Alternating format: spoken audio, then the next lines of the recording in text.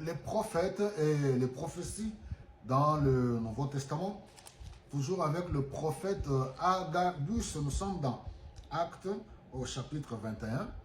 Nous voyons ici, à partir du verset 10, on nous dit: nous étions là depuis plusieurs jours, lorsqu'arriva de Judée un prophète nommé Agabus. Il vint à nous, prit la ceinture de Paul, s'en servit pour se ligoter les pieds et les mains et dit: voici ce que déclare le Saint-Esprit. Je vous ai dit la fois passée, toujours guidé par l'Esprit, et puis il dit: voici ce que déclare le Saint-Esprit, l'homme à qui appartient cette ceinture sera ligotée de cette façon par les Juifs à Jérusalem. Puis ils les livreront aux étrangers. Après avoir entendu ce mot, nous-mêmes et les frères de Césarée avons supplié Paul de ne pas se rendre à Jérusalem. Mais il répondit, c'est-à-dire Paul qui répondit: pourquoi pleurez-vous et cherchez-vous à briser mon courage? Je suis prêt, moi, non seulement à être ligoté, mais encore à mourir à Jérusalem pour la cause du Seigneur Jésus-Christ. Bien-aimés, vous voyez, ces choses se sont accomplies. Si vous êtes des lecteurs, lisez la suite, vous allez voir que Paul a été arrêté à Jérusalem et ainsi de suite. Alors, nous avons vu que Agabus avait prophétisé sur la famine au chapitre 11. Et cela s'est accompli à l'époque de Claude. Alors ici nous voyons, il prophétise, il prédit, il prend, et je vous ai parlé la fois passée des prophètes comme Ésaïe et tant d'autres. Dieu pouvait parler au travers de manière symbolique, et même dans le Nouveau Testament. Nous voyons ce qu'il fait. Alors, ce qui m'intéresse beaucoup ici, Paul ne sera pas arrêté comme un voleur.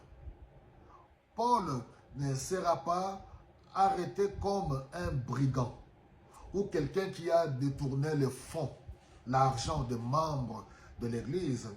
Parce que souvent, quand ces choses arrivent, on trouve toujours des gens qui prennent des textes bibliques hors leur contexte. Voilà, qui n'a jamais péché. Voilà, qui lui jette la première pierre. Vous êtes en train de donner des crédits aux bandits spirituels.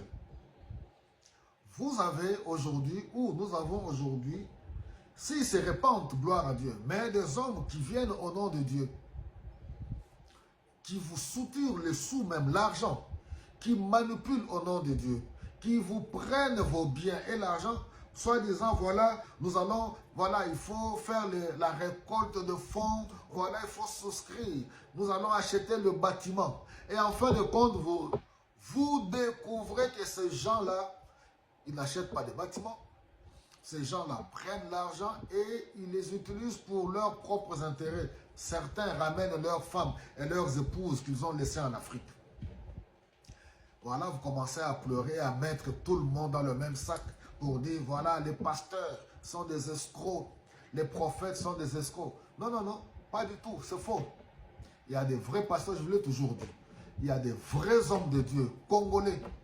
Il y a des vrais prophètes congolais. Il y a des vrais hommes de Dieu à travers le monde, toute race, toute culture, toute origine confondue, parce que Dieu est le même, Jésus-Christ est le même hier, aujourd'hui et éternellement, il n'a pas changé. Il continue à agir. Depuis la Pentecôte, le Seigneur continue à agir. C'est lui qui bâtit l'église. C'est lui le bâtisseur de l'église. Il dit que je bâtirai mon église et les portes de séjour de l'enfer ne prévaudront point contre elle. Si vous voulez rester dans l'ignorance pour être roulé par des 10 heures de bonne aventure, ceux qui vous donnent des scores de matchs de football, ceux qui vous racontent du charabia, je suis désolé, mais bien aimé, c'est votre problème. Sortez, venez étudier la parole. Il y a des vrais prophètes. Agabus a prophétisé sur Paul. Paul n'a pas été arrêté parce que c'était un escroc. Il a été arrêté à cause du témoignage de Jésus-Christ. C'est pourquoi il dit que non, s'il faut même mourir à cause du nom de Jésus-Christ, à cause de l'annonce de la bonne nouvelle, je ne veux pas reculer. Voilà des vrais hommes de Dieu. Voilà des vrais envoyés de Dieu, des vrais serviteurs de Dieu. Quant à ceux qui vous manipulent, ceux qui prennent votre argent et vos biens, bien aimés, il est plus que temps que vous puissiez vous ressaisir vous-même de prier Dieu, de prier l'Esprit de Dieu de vous guider. Avec Dieu, ce n'est pas un jeu d'enfant. Nous sommes à une époque où les gens pensent que Dieu, Jésus-Christ, c'est une religion. Jésus-Christ n'est pas une religion. Jésus-Christ est Dieu. Il est venu pour sauver l'humanité. L'œuvre salvatrice à la croix, c'est pour ton salut, pour mon salut. Que le Saint-Esprit vous guide au nom de Jésus-Christ.